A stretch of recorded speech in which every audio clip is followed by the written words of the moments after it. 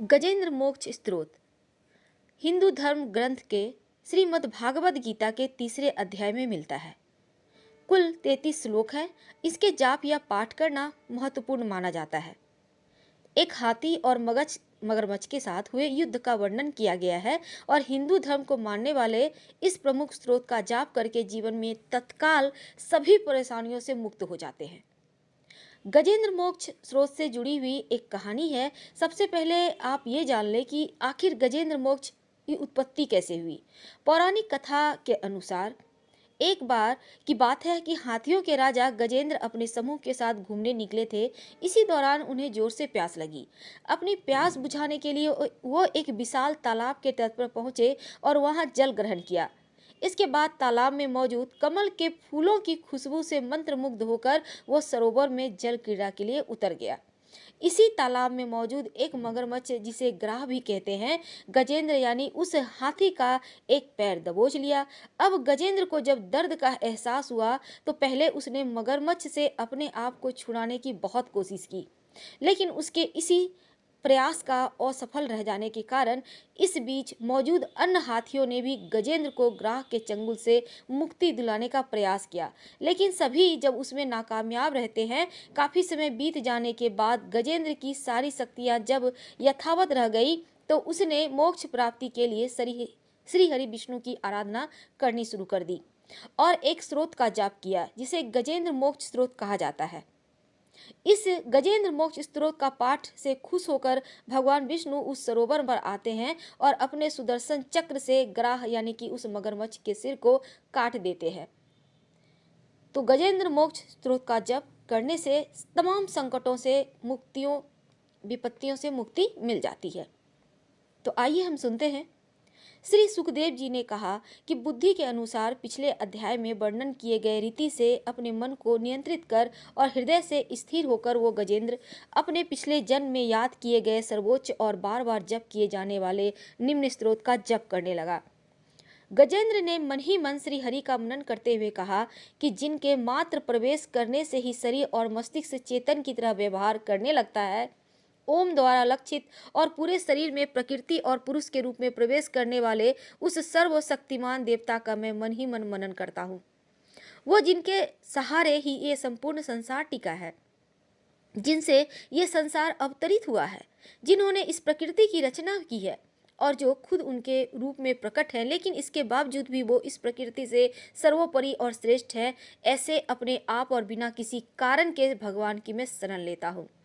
अपने संकल्प शक्ति के बल पर अपने ही स्वरूप में रचित सृष्टि काल में प्रकट एवं प्रलय में अप्रकट रहने वाले और इस शास्त्र प्रसिद्धि प्राप्त कार्य कारण रूपी संसार को जो भी कुंठित दृष्टि से साक्ष्य रूप में देखते रहने पर भी उसमें लिप्त नहीं होते, चक्षु आदि प्रकाशकों के भी परम प्रकाशक प्रभु आप मेरी रक्षा करें।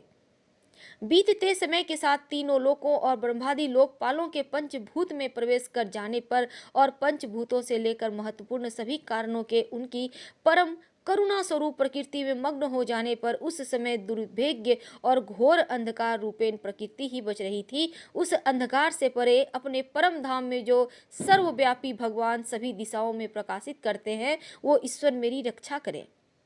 विभिन्न नाट्य रूपों में अभिनय करने वाले और उस अभिनेता के वास्तविक स्वरूप को जिस प्रकार से साधारण लोग भी नहीं पहचान पाते, उसी तरह से सत्व प्रधान देवता महर्षि भी जिनके स्वरूप को नहीं जान पाते, ऐसे में कोई साधारण जीव उनका वर्णन कैसे कर सकता है। ऐसे दुर्गम चरित्र वाले देवता मेरी रक्षा करें। अशक्ति से मुक्त सभी प्राणियों में आत्मशुद्धि प्रदान करने वाले, सबके बिना कारण हित और अतिशय साधु स्वभाव ऋषि मुनि जन, जिनके परम स्वरूप को देखने की इच्छा से साथ वन में रहकर अखंड ब्रह्मचर्य तमाम अलौकिक व्रतों का विधिवत पालन करते हैं, ऐसे प्रभु ही मेरी गति हैं। वो जिनका हमारी भांति ना तो जन्म होता है और न जिनका अहंकार में ही कोई काम होता है, जिनके निर्गुण रूप का ना तो कोई नाम है ना ही रूप है, इसके बावजूद भी वो समय के साथ इस संसार की सृष्टि और प्रलय के लिए अपनी इच्छा से जन्म को स्वीकार करते हैं। उस अनंत शक्ति वाले परम ब्रह्मा परमेश्वर को मेरा नमन है। उस प्राकृत आकार सहित रहित अनेक रूप वाले अद्भुत भगवान को मेरा बार बार नमन है। स्वयं प्रकाश और सभी साक्ष्य परमेश्वर को मेरा सत सत नमन। वैसे देव जो नम वाणी और चित्त वृत्तियों से भी परे हैं, उन्हें बार बार नमस्कार है। विवेक से परिपूर्ण पुरुष के द्वारा सभी सत्व गुणों से पूर्ण निवृत्ति, धर्म के आचरण से मिलने वाले योग्य मोक्ष सुख की अनुभूति रूपी प्रभु को मेरा नमन है। अपने सभी गुणों को स्वीकार, शांत रजोगुण की स्वीकार करके अत्यंत और तमोगुण को अपना कर गुण से जाने वाले, बिना भेद के और हमेशा सद्भाव से संपूर्ण ज्ञान धनी प्रभु को मेरा नमन है। शरीर के इंद्रिय आदि के समुदाय रूप और सभी पिंडों के ज्ञाता, सबों के स्वामी और साक्षी स्वरूप देव आपको मेरा नमन। सभी के अंतर्यामी, प्रकृति के परम कारण लेकिन खुद बिना कारण प्रभु को सत सत नमन। सभी इंद्रियों और उसके विषयों को जानकर सभी प्रतीतियों के कारण रूप संपूर्ण जड़ प्रचंड और सबकी मूलभूता अविद्या के द्वारा सूचित होने वाले और सभी विषयों में अविद्या स्वरूप के भासने वाले देव को मेरा नमन है। सबके कारण लेकिन खुद बिना कारण होने पर भी बिना किसी परिणाम की वजह से अन्य कारणों से विलक्षण कारण आपको मेरा बार बार नमन है। सभी वेदों और शास्त्रों के परम तात्पर्य मोक्ष रूपी और श्रेष्ठ पुरुषों की परम गति देवता को मेरा नमस्कार है। वो जो त्रिगुण रूपों में छिपी हुई ज्ञान रूपी अग्नि, उन गुणों में हलचल होने पर जिनके मन में मस्तिष्क में संसार को रचने की ब्रह्म वृत्ति उत्पन्न होती है और आत्मा तत्व की भावना के द्वारा विधि निषेध रूप शास्त्र से भी ऊपर उठकर महाज्ञानी महात्माओं में जो खुद प्रकाशित हो रहे हैं, ऐसे ईश्वर को मेरा नमन है। मेरे जैसा शरणागत पशु के समान जीवों की अविद्या रूप फांसी को हमेशा के लिए पूर्ण रूप से काट देने वाले, परम दयालु और दया दिखने में सभी कभी भी आलस न करने वाले नित्य मुक्त प्रभु को मेरा नमन है। अपने अंश से सभी जीवों के मन में अंतर्यामी रूप में प्रकट रहने वाले सर्वनियंता अनंत परमात्मा आपको मेरा नमन है।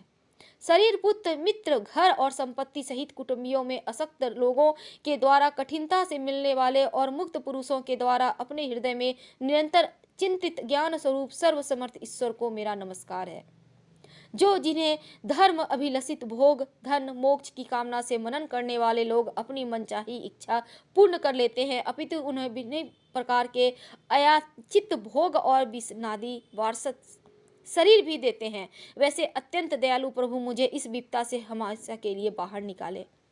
वो जिनके एक से अधिक भक्त जो मुख्य रूप से एकमात्र उसी भगवान के शरण में हैं, धर्म, अर्थ आदि किसी भी पदार्थ की लालसा नहीं रखते, जो केवल उन्हीं के परम मंगलमय एवं अत्यंत विलक्षण चरित्र का गुणगान करते हुए आनंदमय समुद्र में गोते लगाते रहते हैं, उस अविनाशी सर्वव्यापी सर्वमान्य ब्रह्मादि के भी नियामक और भक्तों के लिए भी प्रकट होने पर भक्ति योग द्वारा प्राप्त, अत्यंत निकट होने पर भी माया के अवतरण के कारण अत्यंत दूर महसूस होने वाले, इंद्रियों के द्वारा अगम्य और अत्यंत दुर्विज्ञ अंतर रहित लेकिन सभी के आदि कारक और सभी तरफ से परिपूर्ण उस भगवान की मैं स्तुति करता हूँ।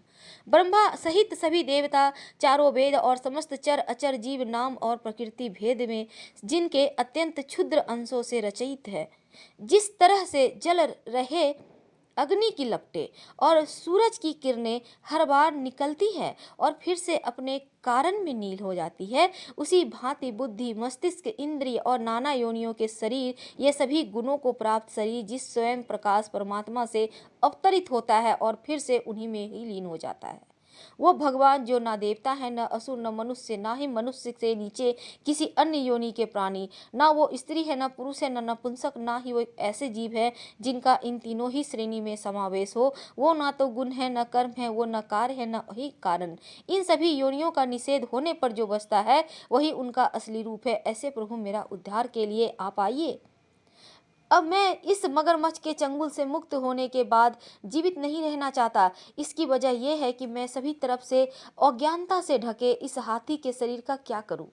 मैं आत्मा के प्रकाश को ढक देने वाले अज्ञानता से युक्त इस हाथी के शरीर से मुक्त होना चाहता हूं, जिसका काल क्रम से अपने आप नाश नहीं होता, बल्कि ईश्वर की दया और ज्ञान से उदय होता है। इस तरह से मोक्ष करने के लिए ललायत में इस संसार के रचयित एवं स्वयं संसार के रूप में प्रकट लेकिन संसार से परे, संसार से एक खिलौने की भांति खेलने वाले, संसार में ज्ञान आत्म रूप से व्याप्त अजन्मा, सर्वव्यापी एवं प्राप्त वस्तुओं में सर्वश्रेष्ठ श्री हरि का केवल नमन करता हूँ और उनकी शरण में हूँ।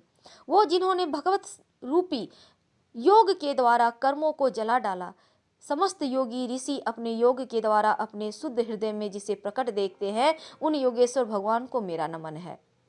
वो जिनके तो गुणे शक्तियों का राग रूप वेग असह है और जो सभी इंद्रियों के विषय में रूप में महसूस हो रहे हैं, तथापि वो जिनकी इंद्रिय समस्त विषयों में ही रची बसी है, ऐसे लोगों को जिनका मार्ग मिलना भी संभव नहीं है, वैसे शरणागत एवं अपार शक्ति वाले भगवान आपको नमन पाना।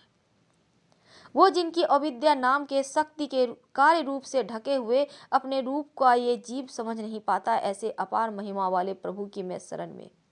श्री सुखदेव जी कहते हैं, वो जिसने पूर्व प्रकार के से भगवान के भेद रहित सभी निराकार स्वरूप का वर्णन किया था, उस गजराज के करीब जब ब्रह्मा और साथ ही अन्य कोई देवता नहीं आए जो अपने विभिन्न प्रकार के विशेष विग्रहों को ही अपना रूप मानते हैं, ऐसे में साक्षात विष्णु जी जो सभी के आत्मा होने के कारण सभी देवताओं के रूप में वहां प्रकट हुए, उस गजराज को इस प्रकार से दुखी देखकर उनके पढ़े गए स्तुति को सुनकर सुदर्शन चक्रधारी जगदाधर प्रभु इच्छानुसार वेग वाले गरुड़ की पीठ पर सवार होकर सभी देवों के साथ उस स्थान पर पहुंच गए जहां वो गज था।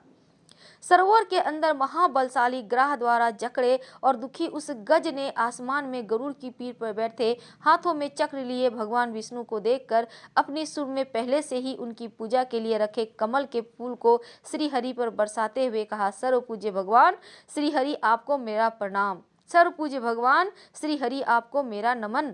पीड़ित गज की भावना देख श्री हरि भगवान विष्णु गरुड़ से नीचे उतर सरोवर में उतर गए और बेहद दयालु होकर ग्राह सहित उस गज को भी तुरंत ही सरोवर से बाहर ले आए और देखते ही देखते अपने चक्र से ग्राह के गर्दन काट दिया और गज को उस पीड़ा से बाहर निकाला।